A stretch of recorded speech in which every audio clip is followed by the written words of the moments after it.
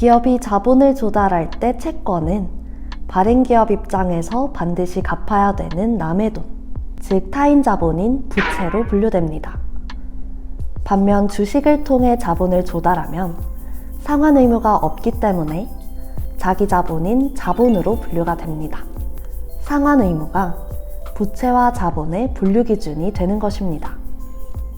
신종자본증권은 원금을 상환하지 않고 영구히 이자를 지급하는 회사채를 말합니다.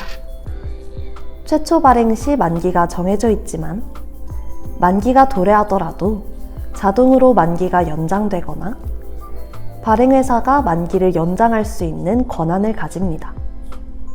사실상 만기가 없는 것과 같기 때문에 영구채라고도 부릅니다.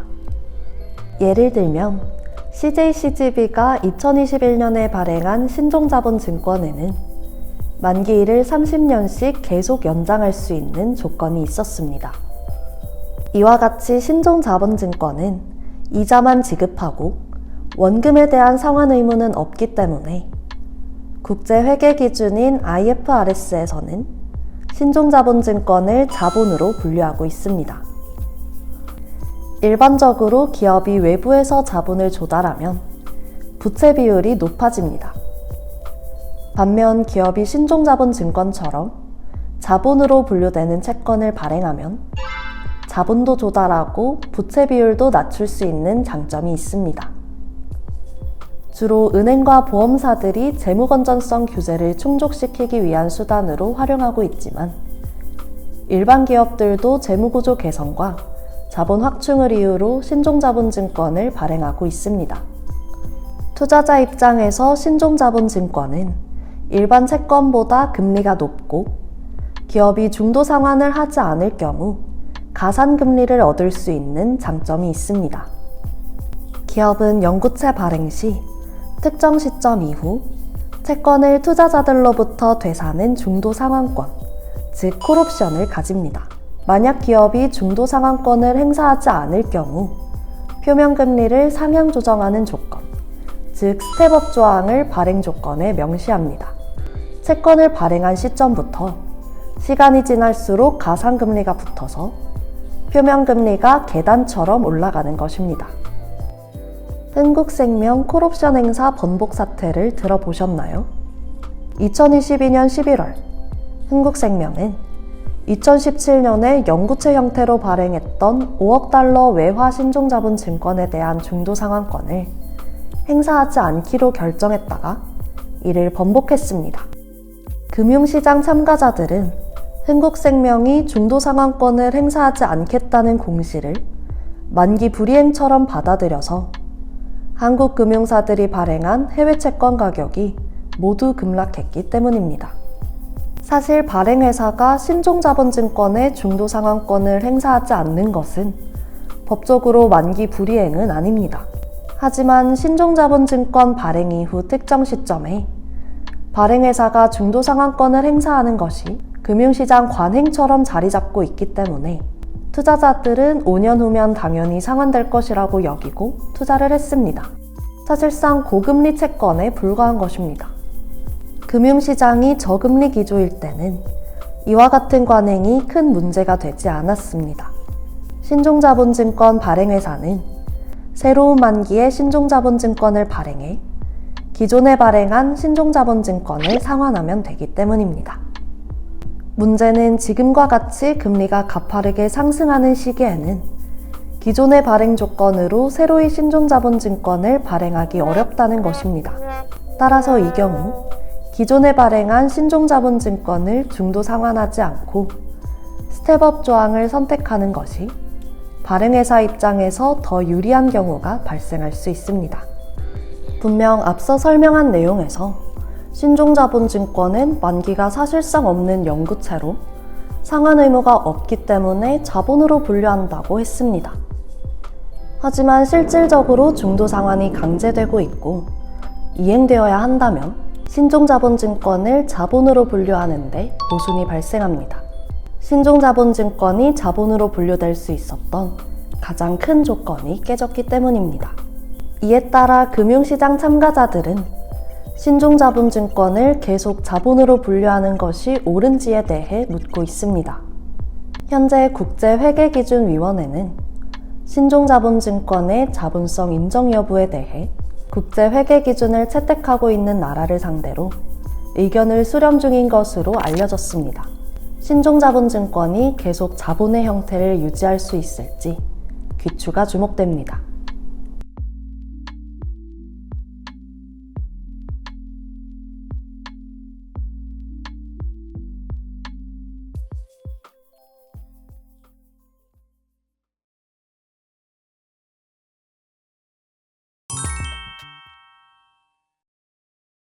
옴니채널은 오프라인, 온라인, 모바일 등 여러 가지 소비 경로를 결합하여 고객에게 일관된 소비 경험을 제공하고 고객 경험을 극대화하여 상품 구매를 증가시키는 서비스를 말합니다. 옴니채널은 모든 것을 뜻하는 옴니와 경로를 뜻하는 채널의 합성어입니다. 기업이 소비자와 상호작용하며 소비자와 접촉하는 지점을 채널이라고 합니다. 채널에는 오프라인 매장, 영업사원, 인터넷, 모바일, 키오스크 등이 있습니다. 채널은 싱글 채널, 멀티 채널, 옴니 채널로 구분할 수 있습니다. 싱글 채널은 단일한 경로를 통해 고객에게 상품을 제공합니다. 멀티 채널은 두 가지 이상의 경로를 통해 고객에게 상품을 제공합니다. 오프라인 매장과 온라인 매장, 모바일 쇼핑을 각각 운영한다면 멀티채널 유통 전략에 해당합니다. 멀티채널은 각 채널이 소비자와 독립적으로 관계 맺으며 소비자는 각 채널을 다른 유통 방식으로 인식합니다. 옴니채널은 여러 가지 경로를 유기적으로 결합하여 소비자에게 연속적이고 일관된 고객 경험을 제공한다는 점에서 멀티채널과 차이가 있습니다. 옴니채널에서 소비자는 여러 가지 채널을 넘나들며 각 채널의 장점을 활용하는 쇼핑 행동을 보입니다. 기업들이 옴니채널을 선보이는 이유는 오프라인과 온라인을 넘나들며 구매하는 소비자가 증가하였기 때문입니다. 과거에는 온라인에서 구매하는 소비자와 오프라인에서 구매하는 소비자가 명확하게 구분되었지만 쇼루밍, 역쇼루밍 행동을 보이는 소비자들이 증가하면서 온라인 소비자와 오프라인 소비자의 경계가 사라지고 있습니다.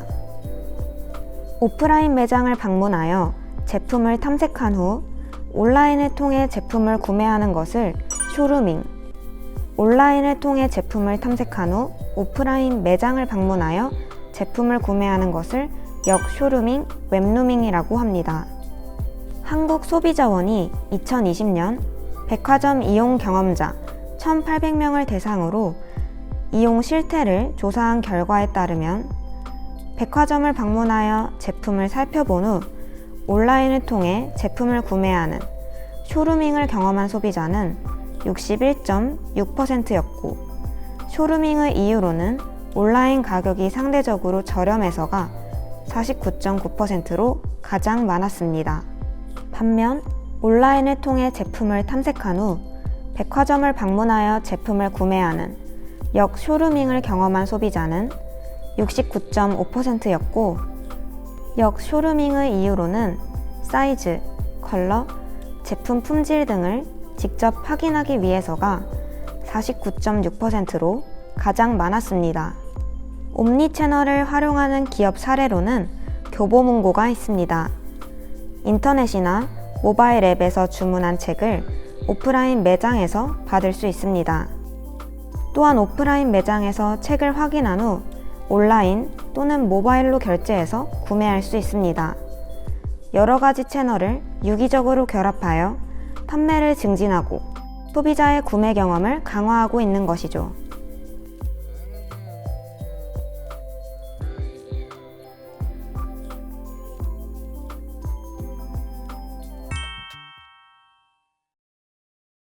등대 공장이란 전 세계 제조 공장 중 4차 산업혁명의 핵심 기술을 도입해 세계 제조업의 미래를 혁신적으로 이끌고 있다고 평가되는 곳을 말합니다. 따라서 등대 공장으로 선정된 기업들은 세계적 스마트 공장으로 인정받을 수 있습니다. 그렇다면 등대 공장은 어떻게 선정되는 것일까요? 등대 공장은 2018년부터 매년 2차례씩 선정되고 있으며 세계 경제 포럼에서 글로벌 컨설팅사 맥킨지 컴퍼니와 협력해 공동 선정하고 있습니다. 선정을 위해 우선 전 세계 공장 후보들 중 제조 과정에서 인공지능, 빅데이터, 디지털 트윈 기술 등을 적극 도입했는지를 파악해 공장의 디지털화 수준을 판단합니다.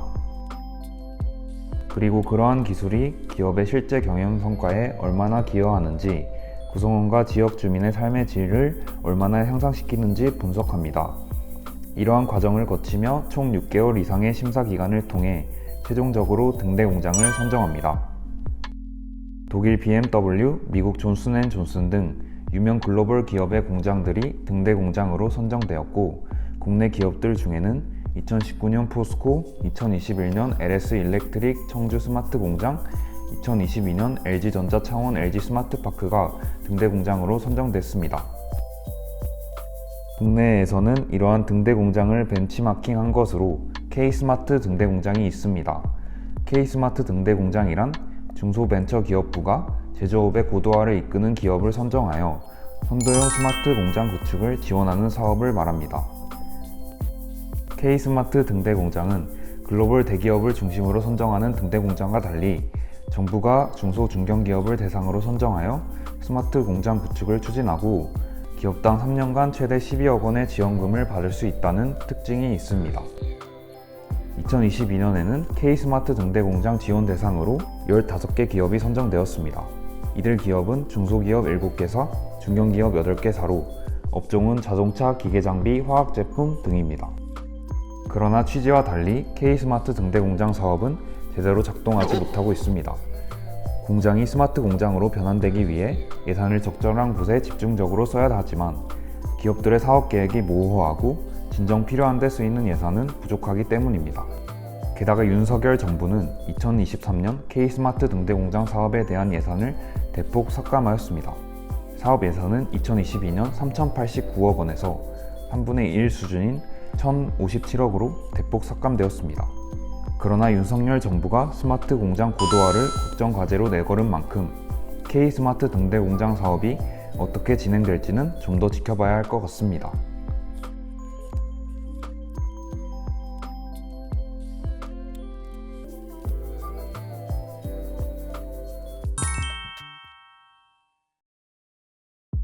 러시아 우크라이나 전쟁으로 석탄, 석유, LNG 등 발전연료비가 급등했습니다. 비싼 에너지를 수입해서 저렴한 가격으로 전기를 공급하다 보니 한국전력공사는 계속해서 영업적자가 발생하고 있습니다. 한국전력공사는 부족한 자금을 회사채, 즉 한전채를 발행하여 충당하고 있습니다. 현행 한국전력공사법은 한국전력공사의 사채 발행 한도를 공사의 자본금과 적립금을 합한 금액의 2배를 초과하지 못하도록 하고 있습니다.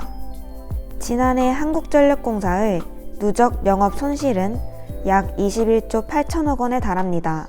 단기 순손실이 적립금에 반영되게 되면 현행 한국전력공사법으로 인해 한전채를 더 발행할 수 없습니다. 계속되는 영업 손실을 메꾸기 위해 한전채를 추가 발행할 수 없다면 전기요금 인상이 불가피한 상황입니다.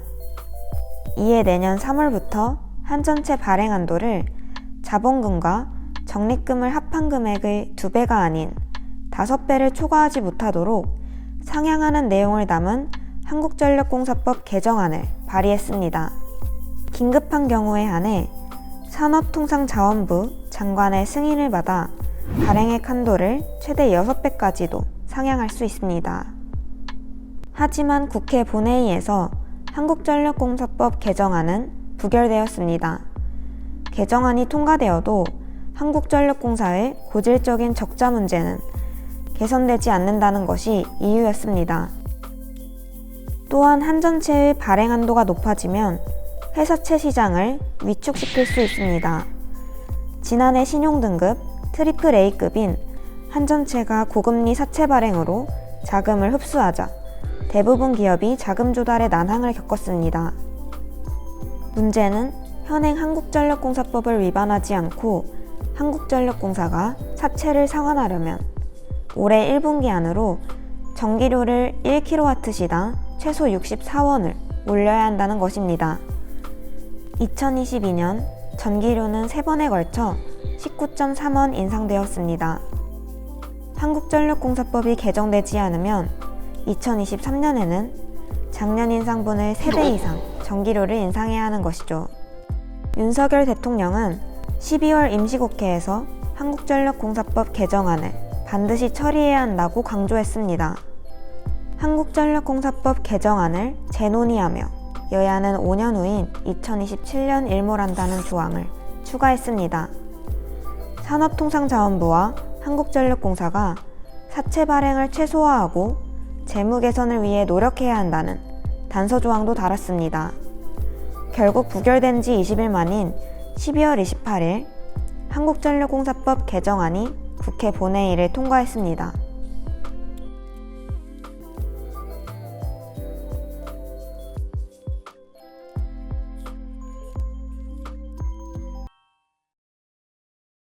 지난해 화두는 단연 전 세계를 휩쓴 인플레이션이었습니다.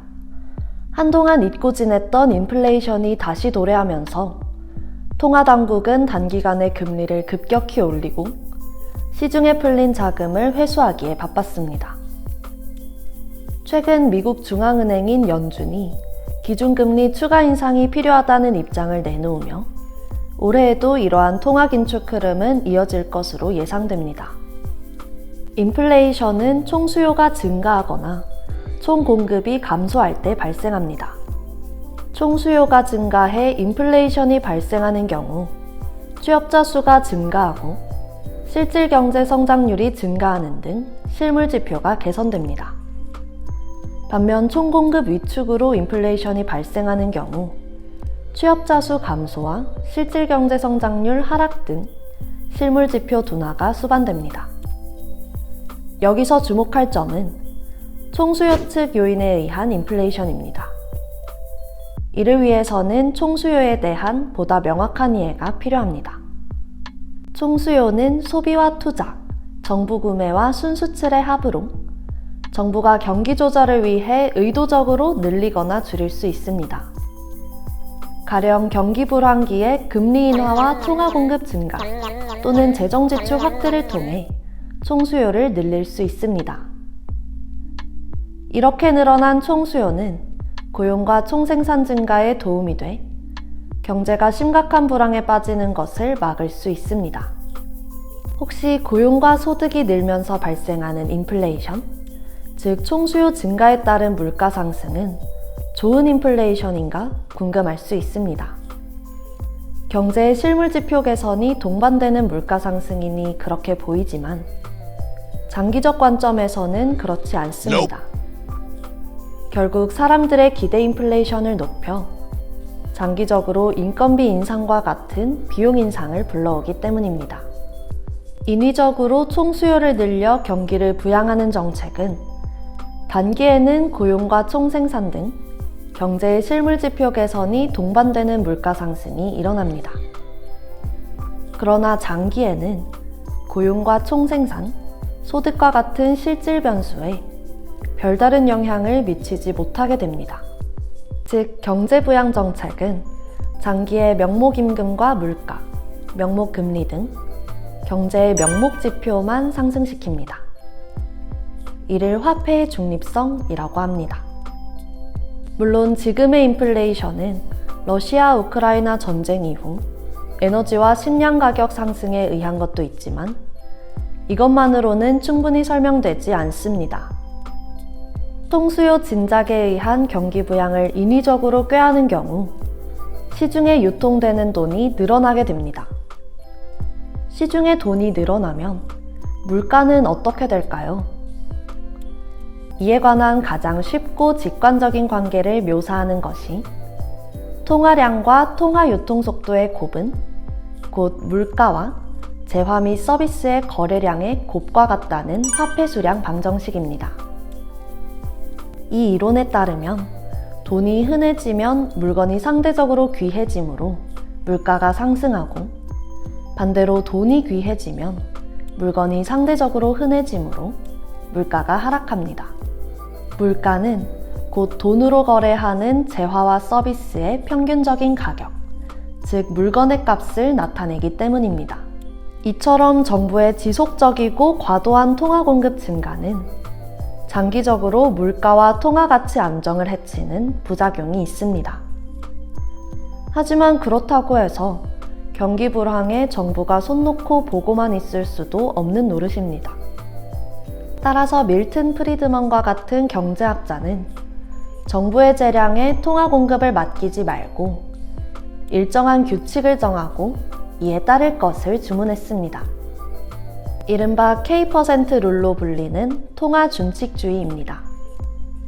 지난 2년간 시중에 풀린 돈, 즉 팬데믹 머니가 부동산, 주식 등 자산 가격을 무섭게 올려놓은 것을 상기하면 인플레이션은 언제 어디서나 화폐적 현상이라는 밀튼 프리드먼의 주장은 여전히 유효한 듯합니다.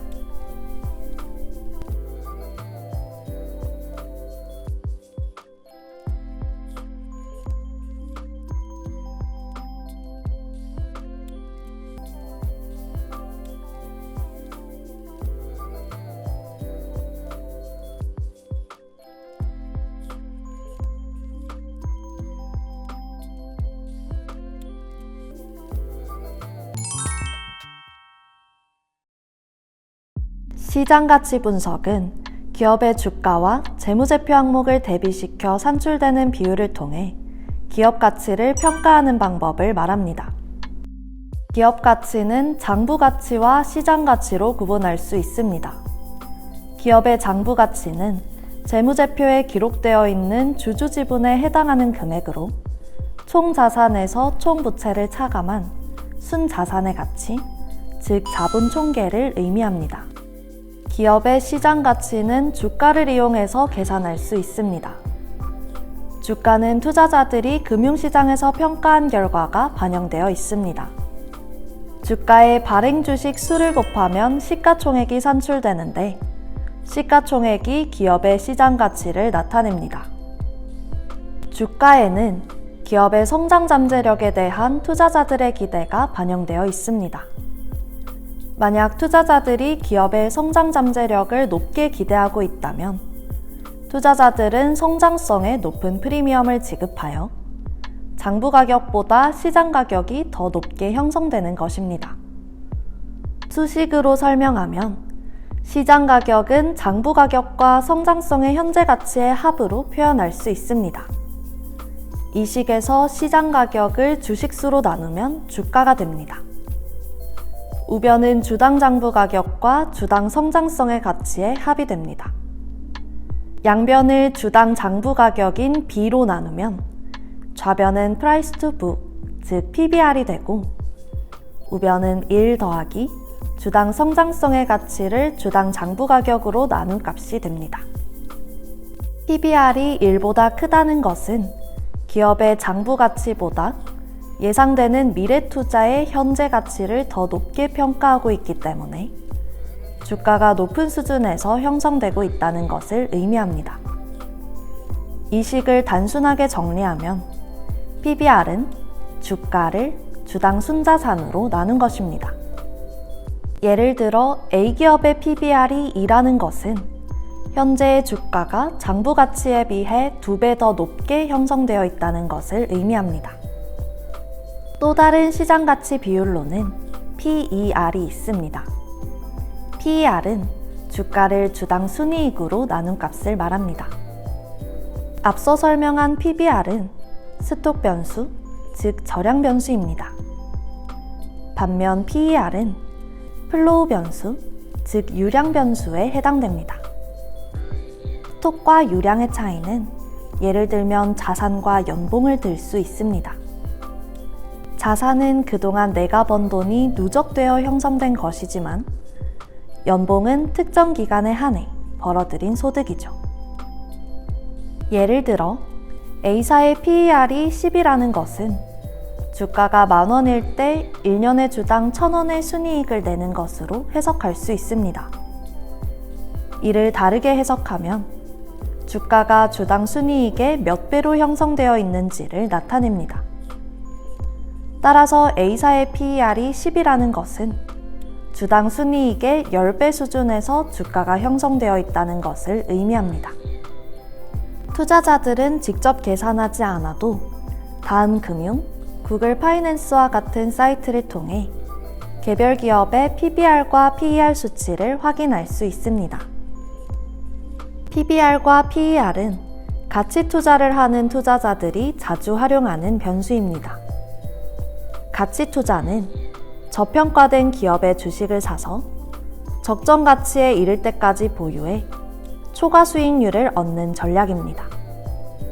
예를 들어 PBR이 낮은 주식을 매입하는 전략이 있습니다. 이 전략은 기업의 성장성에 높은 프리미엄이 붙은 기업을 투자 대상에서 제외하고 저성장기에 접어들어 실제 가치보다 낮은 가격에 거래되는 기업의 주식을 사는 전략입니다. 가치 투자자들은 동종 산업에 속하는 다른 기업들과 비교했을 때 기업의 장부 가치가 시장 가치보다 더 큰 기업을 가치주로 분류합니다. 하지만 투자자들은 가치 함정을 주의할 필요가 있습니다. 가치 함정이란 특정 기업 주식의 PBR이 낮다는 이유로 저평가된 주식으로 잘못 인식되는 걸 말합니다. 이 경우 주가가 오르지 않아 기대했던 투자 기간보다 더 오래 보유하게 되는 위험이 존재합니다.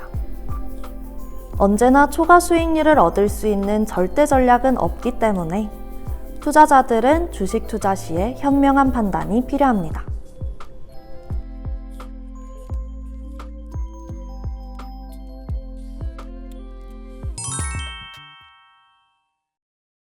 인스타그램, 유튜브 등 SNS가 발달함에 따라 아이돌, 영화배우 등 유명인뿐만 아니라 유튜버, 인플루언서 등이 등장하며 이들의 영향력이 커지고 있습니다. 여러 기업들은 유명인들의 영향력을 활용해서 이들의 모습, 목소리, 유행어 등을 통해 특정 제품을 광고하게 됩니다. 평소 호감 있는 연예인이 특정 제품을 광고하게 되면 이는 사람들의 소비 심리를 자극해 구매로 이어질 수 있습니다.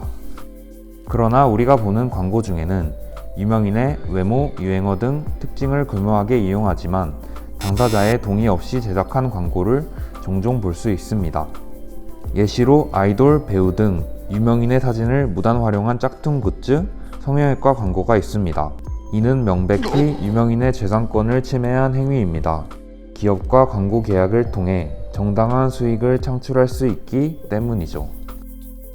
우리나라에선 현재 유명인의 재산권 침해에 대한 명료화된 법이 없어 이에 대한 처벌, 배상이 어려운 상황입니다. 유명인들은 본인의 특징을 도용하는 업체를 상대로 소송을 해도 고스란히 피해를 보게 되는 것이죠. 최근 한동훈 법무부 장관이 퍼블리시티권을 보장하기 위한 법을 만들겠다고 발표해 화제가 되고 있습니다. 퍼블리시티권이란 무엇일까요?